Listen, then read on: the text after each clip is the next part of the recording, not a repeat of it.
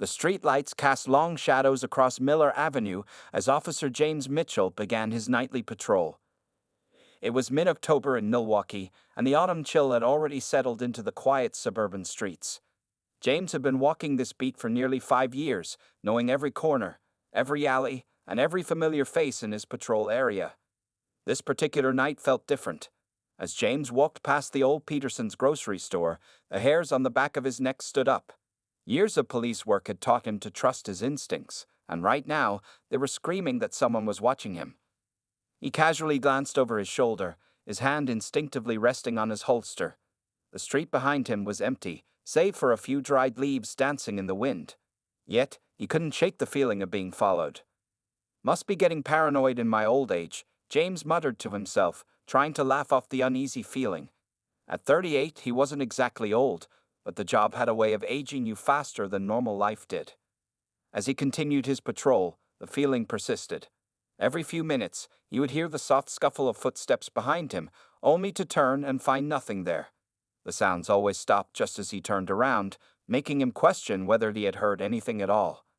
Near midnight, James stopped at Joe's Diner for his usual coffee break.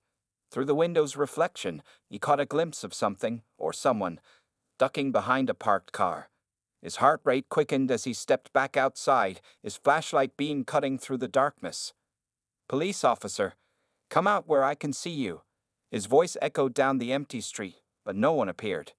James moved toward the parked car, his steps measured and careful. As he rounded the vehicle, he found nothing but an empty sidewalk. However, something caught his eye, small footprints in the thin layer of dirt that covered the sidewalk. They were too small to belong to an adult. A child? The thought made his stomach turn. What would a kid be doing out at this hour? For the remainder of his shift, James remained on high alert. He radioed in to dispatch, asking if there had been any reports of missing children in the area. The response was negative, but that didn't ease his mind. The following nights proved even more unsettling. The presence became more noticeable, more daring. James would catch fleeting glimpses of a small figure in his peripheral vision, always too quick to identify. Sometimes he would hear soft breathing or the quick patter of running feet when he stopped to listen. By the end of the week, James was barely sleeping during the day. The mystery of his stalker consumed his thoughts. His wife, Sarah, noticed his distraction during dinner, the way his eyes would drift to the windows, checking the darkness outside. "James, honey, maybe you should ask for a different patrol route," Sarah suggested one evening, worried about the dark circles under her husband's eyes. But James couldn't let it go. His police instincts told him something wasn't right, and if there was a child in trouble, he needed to help. He began taking detailed notes of each encounter, marking locations on a map of his patrol route, trying to establish a pattern. On the 7th night, everything changed. The presence felt closer than ever, almost bold in its pursuit. As James passed by the old warehouse district, he heard it clearly, the sound of small feet running on concrete, followed by a quiet sniffle. This time, when he turned around, his flashlight beam caught something more than a shadow. For just a moment, he saw a pair of wide, frightened eyes reflecting the light, set in a small, dirty face. The child, a boy, James was now certain, was thin, wearing clothes that seemed too big for his small frame. Before James could call out or move toward him, the boy vanished into the darkness between the warehouses, leaving the officer standing alone in the pool of his flashlight's beam, his heart pounding with a mixture of concern and relief. At least now he knew he wasn't imagining things. But this confirmation brought new worries. Why was this child following him? Where were his parents? And most importantly, what kind of trouble was he in that made him afraid to ask for help directly? James clicked his radio, his voice steady despite his racing thoughts. "Dispatch, this is Officer Mitchell. I'm going to need some backup in the warehouse district. We might have a situation with a minor." The night was far from over, and James Mitchell had no idea that this was just the beginning of a story that would change not only his life, but the life of a little boy who desperately needed someone to notice him. Backup arrived within minutes, but the boy was long gone. Officer James Mitchell spent the rest of his shift briefing his colleagues about the mysterious child who had been following him. Some officers suggested it might be a prank, but James knew better. The fear in those young eyes had been real. The next morning, instead of going straight home after his shift, James decided to visit the local schools in the area. If there was a child in trouble, someone had to have noticed something. His first stop was Washington Elementary School. A small boy, you say? Mrs. Thompson, the school secretary, adjusted her glasses as she listened to James's description. Dirty clothes, too big for him? She started flipping through attendance records, her face growing concerned. You know, we have a student who matches that description. Tommy Walker. He's been missing a lot of classes lately. James leaned forward, his exhaustion forgotten. Can you tell me more about him? Mrs. Thompson lowered her voice. Sweet boy, but there's definitely something wrong at home. He comes to school hungry most days when he does show up. The teachers pool money to buy him lunch sometimes. Before James could ask more questions, the bell rang, and students flooded the hallways. He thanked Mrs. Thompson and left, but not before getting Tommy's address from the school records. The address led him to the Riverside Apartments, a rundown complex on the edge of his patrol area. The building manager, a gruff man named Pete, recognized Tommy's description immediately. Apartment 3B, Pete said, shaking his head. That kid's mom, she's trouble. Haven't seen her in days, but the boy comes and goes like a ghost. Been meaning to call someone about it, but he trailed off, looking guilty. James climbed the stairs to 3B, his heart heavy. A hallway smelled of mold and cigarettes.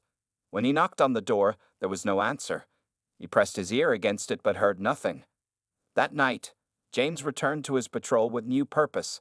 He wasn't just looking for a mysterious shadow anymore, he was looking for Tommy Walker. He carried an extra sandwich in his lunch bag, just in case. Around midnight, in the warehouse district, James felt the familiar presence. This time, instead of turning around quickly, he walked slowly and spoke in a gentle voice. Tommy Walker, I brought you a sandwich if you're hungry. The silence that followed was different, expectant rather than empty. James carefully took the sandwich from his bag and placed it on a nearby crate. Then he stepped back, giving space. For several long minutes, nothing happened. Then, so quietly James almost missed it, small footsteps approached the crate. In the dim light, he finally got a clear look at his stalker. Tommy couldn't have been more than 8 years old. His clothes were exactly as James remembered, dirty and oversized. His dark hair was unwashed, and his face was smudged with dirt, but his eyes were sharp and intelligent, watching James's every move as he ate the sandwich in quick, hungry bites. You know my name? Tommy said finally, his voice barely a whisper. James nodded, keeping his distance. I do. I've been worried about you, Tommy. Why have you been following me? Tommy's eyes darted to James's badge, then to his face. You look like him, he said, his voice catching. My dad. He was a police officer, too. James felt his heart squeeze. Was? He died, Tommy said simply, but the pain in his voice was anything but simple. 2 years ago. Mom says it was because being a cop is dangerous. After that, she started taking the pills that make her sleep all the time. James struggled to keep his voice steady. Is that why you're out here instead of at home? Tommy nodded, wrapping his arms around himself. Sometimes she doesn't wake up for days. The food runs out. I don't know what to do. His voice broke on the last word. Before James could respond, Tommy suddenly stiffened, his eyes going wide with fear.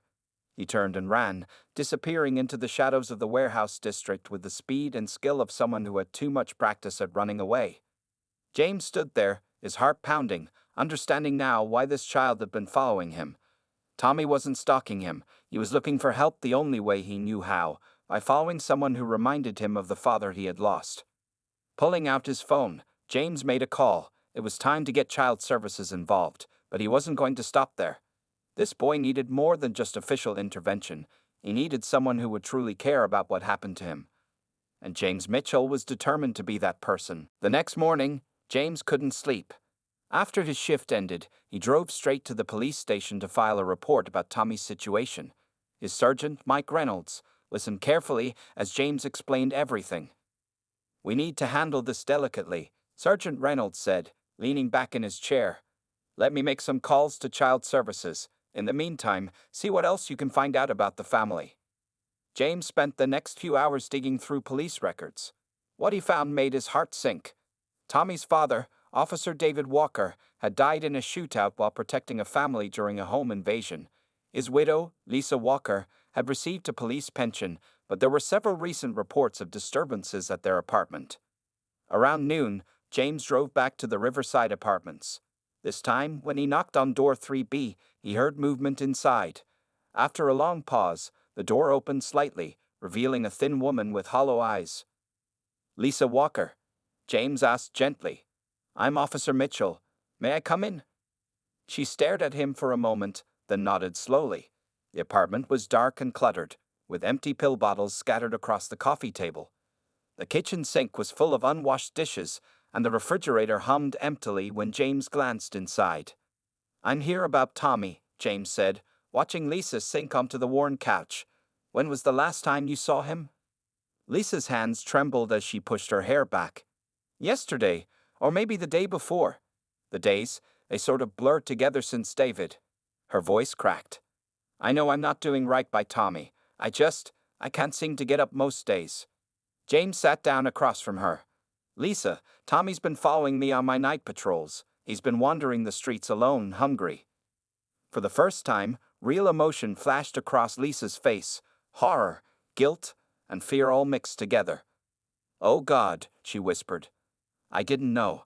I thought he was staying with the neighbor when I couldn't." "There's help available," James said quietly. "For both of you, but you need to be willing to take it." Before Lisa could respond, they heard a key in the lock. Tommy walked in, freezing when he saw James sitting in his living room. For a moment, he looked ready to run again. "It's okay, Tommy," James said softly. "I'm just here to help." Tommy looked at his mother, who had tears streaming down her face. "Mom," he asked uncertainly. Lisa held out her arms, and Tommy ran to her, burying his face in her shoulder. "I'm sorry," she sobbed, holding him tight. "I'm so sorry, baby." James watched the reunion with a mix of relief and concern. It was clear there was still love between mother and son, but good intentions wouldn't be enough. They needed real support. Over the next hour, James helped Lisa make some difficult but necessary phone calls. She agreed to enter a treatment program that would allow Tommy to visit her regularly. In the meantime, Tommy would stay with his aunt Sarah, who lived across town and had been trying to help for months, but hadn't realized how bad things had gotten. As James prepared to leave, Tommy followed him to the door. "Are you going to arrest my mom?" he asked quietly. James knelt down to Tommy's level. "No, buddy. Your mom isn't in trouble. She's sick, and she's going to get help. Sometimes people need help to be the person they want to be." Tommy nodded, understanding in his young eyes. "Like when Dad helped people." "Exactly like that." James smiled. "And you know what? You were really brave, following me all those nights. You found a way to get help, just like your dad would have done." Tommy's eyes welled up with tears, but he managed a small smile. "Will I still see you sometimes?" "Count on it," James promised. "I'll check on you and your mom regularly. And when you're ready, maybe you can tell me some stories about your dad. I bet he was a great officer." As James walked back to his car, he heard Tommy call out, "Officer Mitchell?" He turned. "Yes. Thank you for noticing me." Those simple words hit James hard.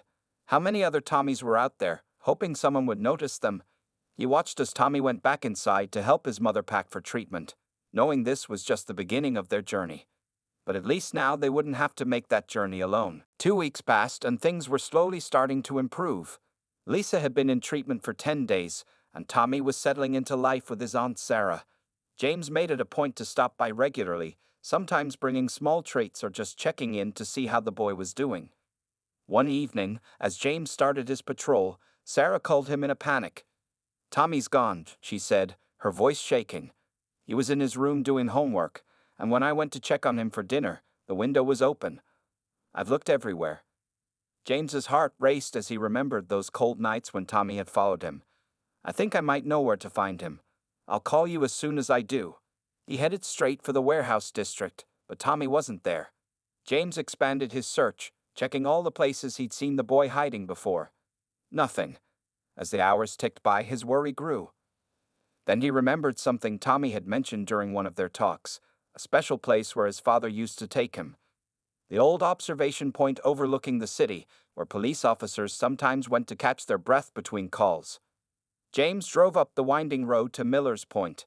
His flashlight beam cut through the darkness, and there, sitting on the old wooden bench, was Tommy. The boy didn't run this time. He just sat there, hugging his knees to his chest, staring out at the city lights below. Your aunt is worried sick about you, James said softly, sitting down beside him. I miss my dad, Tommy whispered, his voice thick with tears. Mom's getting better, but she's not here, and I keep thinking about him. James noticed Tommy was clutching something, an old police badge, worn smooth around the edges. Is that your dad's? James asked. Tommy nodded. They gave it to Mom after it happened. She let me keep it. He turned the badge over in his hands. We used to come up here together. Dad said it was the best view in the city. He was right about that, James agreed, looking out at the twinkling lights below. Want to tell me about him? For the first time that night, Tommy's face brightened slightly. He was the best dad ever. He could make any boring thing fun, even homework. Tommy paused, wiping his eyes. He used to play this game where he'd make up stories about the people in the cars below, imagining where they were going. That sounds like fun, James smiled. Want to try it? Tommy hesitated, then pointed to a red car winding its way through the streets. That one, that's a secret agent on his way to save the world. James chuckled. Good one. How about that blue van over there? That's definitely a circus family, Tommy said, getting into the game. With 3 tigers and a juggling monkey in the back. They spent the next hour making up increasingly wild stories about the cars below. Tommy's laugh, when it finally came, reminded James of wind chimes, light and musical, but somehow fragile. You know, James said carefully, it's okay to miss him and still try to be happy. That's what he would want. Tommy fingered the badge again. Mom said he died being brave. He did, James confirmed. He saved the whole family that night. Just like you were brave these past few months, taking care of yourself and finding a way to get help. I wasn't brave, Tommy mumbled. I was scared all the time. Being brave doesn't mean you're not scared, James explained. It means doing what needs to be done even when you are scared. Your dad taught you that, didn't he? Tommy nodded slowly. He always said that everybody gets scared, even police officers. The important thing is what you do next. Smart man, your dad, James smiled. And you know what? I bet he'd be really proud of you right now. Tommy looked up at him, eyes shining with tears and hope. Really? Really? Now, what do you say we head back? Your aunt's probably worn a hole in her carpet pacing by now. As they walked back to the patrol car, Tommy slipped his small hand into James's. Officer Mitchell, could we maybe come back here sometimes? To tell more stories? James squeezed the little hand in his. Anytime, buddy, anytime. On the drive back, Tommy fell asleep clutching his father's badge. James looked at him in the rearview mirror, thinking about how life had a way of bringing people together when they needed each other most. Sometimes, he realized, the best police work happened not in dramatic moments, but in quiet ones like this, helping to heal wounds that weren't visible to the eye. The next few weeks brought both progress and challenges.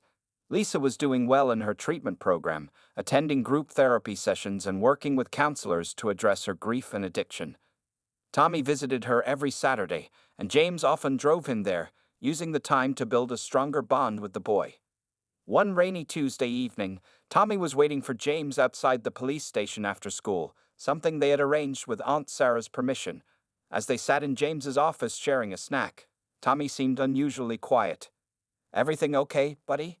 James asked, pushing a cup of hot chocolate across his desk. Tommy stared into his cup. Mom's coming home next week, he said finally. What if she gets sick again? James set down his coffee. This was the fear he'd been expecting, the one that had been hiding behind Tommy's eyes for weeks. Your mom's working really hard to get better, he said carefully, and this time she has more help. The doctors, your aunt, me, we're all going to make sure things are different. But what if it's not enough? Tommy's voice cracked. What if she starts taking the pills again? Before James could answer, his radio crackled to life. A domestic disturbance call had come in from the Riverside Apartments, Tommy's old building. James saw Tommy stiffen at the familiar address. Want to ride along? James asked, knowing Tommy needed a distraction. You can stay in the car. The drive was quiet, but as they approached the apartments, Tommy suddenly spoke. We used to hear fights like that all the time. Mom would take more pills to block out the noise. James pulled into the parking lot, where another patrol car was already waiting. "Stay here, okay? Lock the doors." The domestic call turned out to be relatively straightforward. A couple arguing over money, no violence involved. As James headed back to his car 20 minutes later, he noticed Tommy wasn't inside. Panic gripped him until he spotted the boy standing near the building's entrance, staring up at his old apartment window. James approached slowly, not wanting to startle him. "I needed to see it," Tommy said without turning around, "to remember why I don't want to come back here." James placed a gentle hand on Tommy's shoulder. "Your new home with Aunt Sarah is better, isn't it?" Tommy nodded. "She makes pancakes on Sundays, and she always checks my homework." He paused, kicking at a pebble. "But sometimes I feel bad about being happy there, like I'm betraying Mom." "Tommy, look at me," James said, kneeling down to meet the boy's eyes. "Being happy doesn't mean you love your mom any less. She's working hard in treatment because she wants you to be happy." "Dad used to say that happiness is like a flashlight," Tommy said suddenly. "You have to keep fresh batteries in it, or it goes dark." James smiled. "Your dad was a wise man. And you know what? Your mom is putting fresh batteries in her happiness right now. That's what treatment is all about." They walked back to the car together, but before getting in, Tommy hugged James tightly. "I'm scared of hoping too much," he whispered. "That's okay," James assured him. "Hope can be scary sometimes, but you don't have to carry it all by yourself anymore." Later that night, after dropping Tommy off, James received a call from Lisa's treatment center. She wanted to talk to him about her recovery plan and Tommy's future. As he drove there, he thought about the strange paths that had led them all here: a scared boy following a police officer in the dark, a grieving mother finding her way back to light, and a cop who discovered that sometimes the most important rescues happen slowly, one day at a time. When he arrived, Lisa was waiting in the visitor's room. She looked healthier, more present than he'd ever seen her. "Officer Mitchell," she said, "I need your help planning for when I come home. I don't want to let Tommy down again." James sat down across from her, taking out his notebook. "That's why I'm here," he said. "Let's make sure that doesn't happen." As they began to talk, James realized that sometimes the bravest thing a person can do is admit they need help and accept it when it comes. Lisa was doing that now, just as Tommy had done by following him all those nights ago. Recovery wouldn't be easy, but they weren't walking the path alone anymore. The day Lisa was due to return home arrived with both excitement and tension. Tommy had barely slept the night before, and even Aunt Sarah seemed nervous as they prepared the apartment for Lisa's homecoming. James arrived early that morning to drive them to the treatment center. The car ride was quiet, with Tommy clutching his father's old badge, something that had become his source of comfort during stressful moments. At the treatment center, Lisa was waiting with her counselor, Dr. Martinez. She looked healthier than ever, her eyes clear and focused, her smile genuine as she hugged Tommy tight. "Before we leave," Dr. Martinez said, "I'd like to go over the support plan one more time." They gathered in a small conference room, where Lisa's schedule was laid out: therapy appointments, support group meetings, and a part-time job she'd secured at a local bookstore. "Remember," Dr. Martinez emphasized, "recovery is a daily choice. There will be hard days, but you have people to lean on now." Tommy listened intently, his small face serious. When Dr. Martinez finished speaking, he raised his hand like he was in school. "What can I do to help?" Lisa's eyes filled with tears. "Oh, honey, your job is just to be a kid. I'm the mom. I'm supposed to take care of you, not the other way around." "But Dad always said family helps family," Tommy insisted. James watched the exchange, noting how different this was from the broken mother and frightened child he first met. They were healing, slowly but surely. The drive to Aunt Sarah's house was filled with careful optimism. Lisa would be staying there too, in the spare room, while she got back on her feet. It was an arrangement they'd all agreed would be best for everyone. As they pulled up to the house, however, James noticed Tommy's hands starting to shake. The boy's breathing quickened, signs of anxiety James had learned to recognize. "Hey, buddy," James said softly. "Why don't you show your mom the backyard fort we built last weekend?" Tommy's face brightened slightly at the suggestion. He'd spent hours helping James construct a small but sturdy playhouse behind Aunt Sarah's garage. It had become his safe space, somewhere he could go when things felt overwhelming. Lisa followed her son to the backyard, gasping in delight at the fort. This is amazing, Tommy. Did you help build it? Officer Mitchell taught me how to use a level, Tommy said proudly. And look, we put Dad's badge number above the door.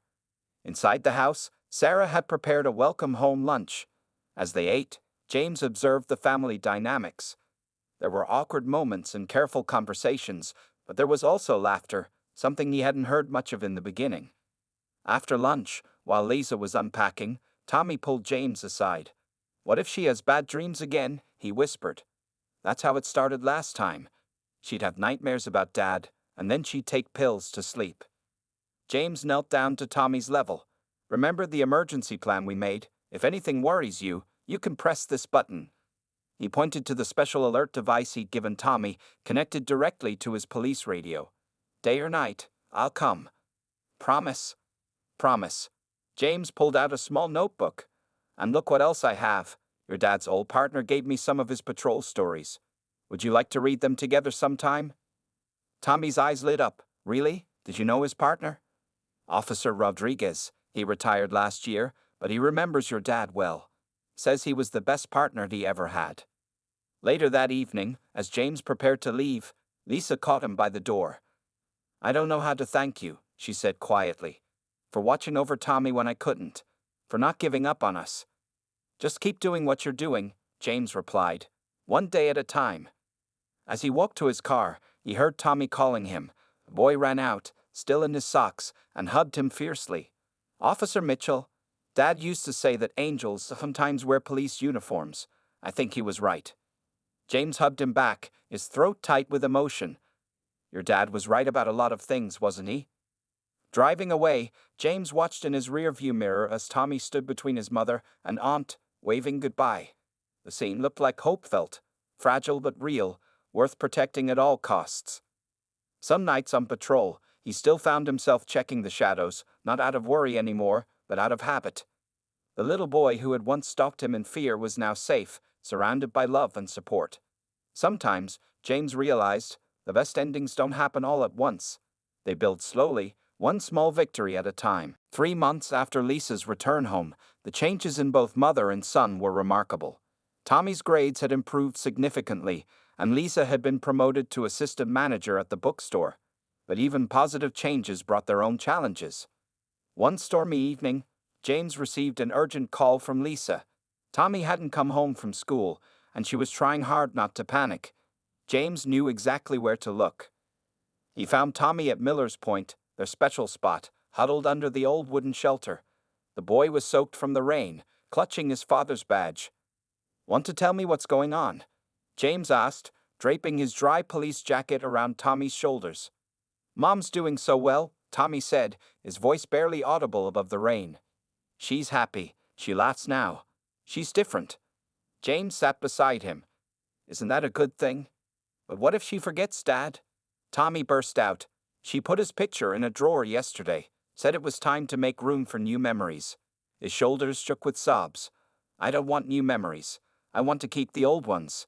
James let the boy cry for a moment before speaking.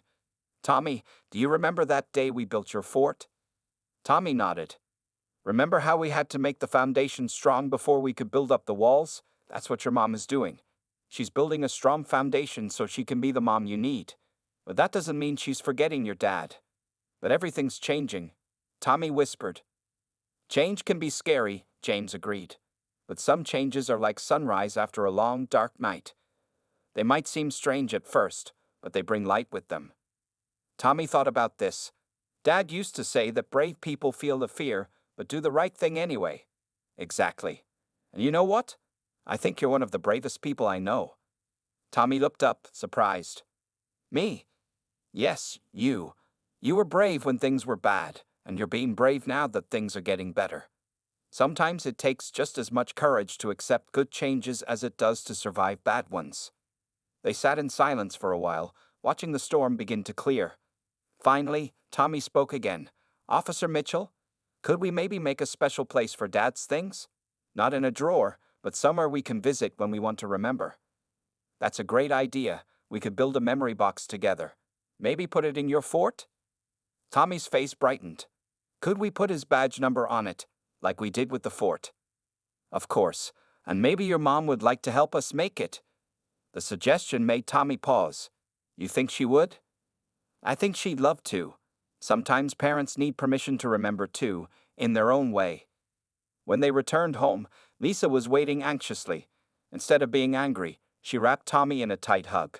I'm sorry about the picture, she whispered. I thought I was doing the right thing, trying to move forward. But we can find a better way together. That weekend, James helped them build a beautiful wooden memory box. They spent hours decorating it, with Tommy's father's badge number carved carefully into the lid. Inside, they placed special photos, his police badge, and other meaningful items. They gave it a place of honor in Tommy's fort. See, James said as they admired their work. New memories and old memories can live side by side, just like stars and sunlight. We don't have to choose between them. Later that night, as James was leaving, he overheard Tommy showing Lisa his father's old patrol stories that Officer Rodriguez had shared. Mother and son sat together, laughing and crying over the tales of the man they both loved and missed. Change was still happening, but now it felt less like an ending and more like a new chapter in their story. Tommy was learning that love doesn't diminish when it's shared or when life moves forward. It only grows stronger, like a tree with deep roots and new branches reaching toward the sky. As James drove home, he thought about how healing rarely follows a straight line. Sometimes it takes unexpected turns, like a little boy stalking a police officer in the night, or a mother finding her strength again through her child's courage. But with patience, understanding, and support, even the deepest wounds could begin to heal. 1 year had passed since that first night when James spotted a small shadow following him on his patrol. On a bright Sunday morning, he pulled up to Aunt Sarah's house for a special celebration, Tommy's 9th birthday party. The backyard was decorated with police-themed decorations, including blue and white balloons, and a cape decorated to look like a police badge. But what made the day truly special was the guest list. Officer Rodriguez, Tommy's father's former partner, had come out of retirement to attend, along with several other officers who had known David Walker. Lisa, now 18 months sober, moved confidently among the guests, sharing stories and laughing.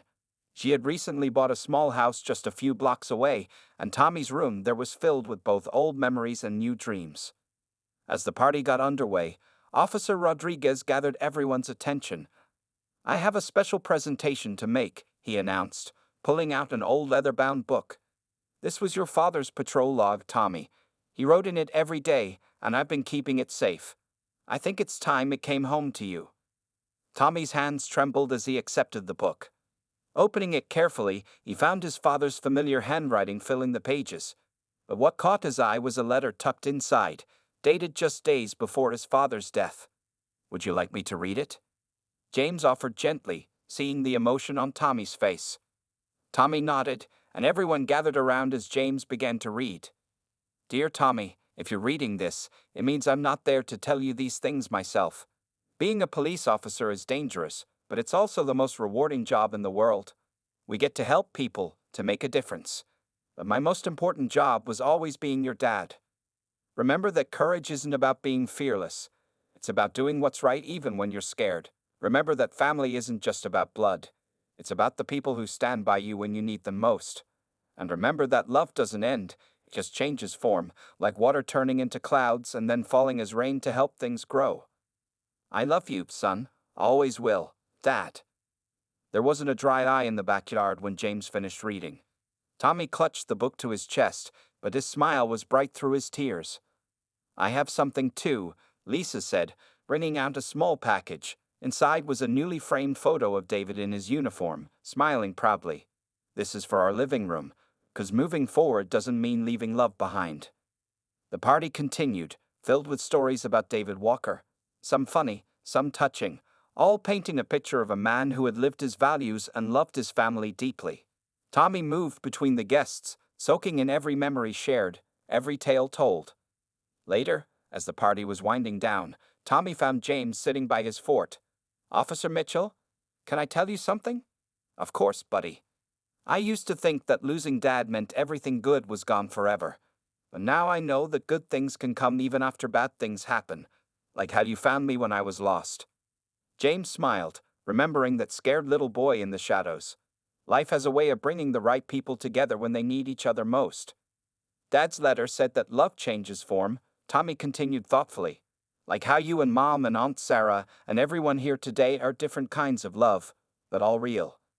As the sun began to set, guests started to leave. Officer Rodriguez hugged Tommy goodbye, promising to visit again soon. Lisa stood at the gate, strong and steady, watching her son say goodbye to each guest with confidence and joy. James was the last to leave. As he headed to his car, Tommy called out one last time, not in fear or sadness now, but with hope and happiness in his voice. See you next week for patrol stories? Wouldn't miss it, James replied, watching as Tommy ran back to his mother's open arms. Driving away, James thought about how sometimes the most important police work happens not in dramatic rescues or high-speed chases, but in the quiet moments of healing and hope. A little boy who once stalked him in fear had become a child surrounded by love and support, carrying his father's memory not as a burden, but as a light guiding him forward. The end wasn't really an end at all, but a new beginning, for Tommy, for Lisa, and for James himself. Because sometimes the best stories don't end with closing a case, but with opening hearts to new possibilities and new kinds of love.